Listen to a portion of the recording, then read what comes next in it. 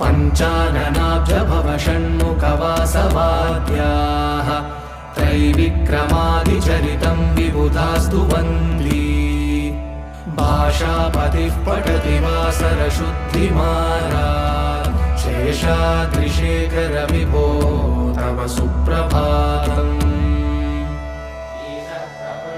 ईषत्प्रफुल्लसरसीरुहनारिकेलफूगद्रुमादिसुमनोहरपालिकानाम् आवादिमन्दमनिलः सह दिव्यगन्धैः शेषाद्रिशेखर विभो तव सुप्रभातम् उन्मील्यनेत्रयुगमुत्तमपञ्जरस्ताः पात्रावशिष्टकदलीफलपायसानि भुक्त्वा सलीलमतकेलिसुखाः पठन्ति।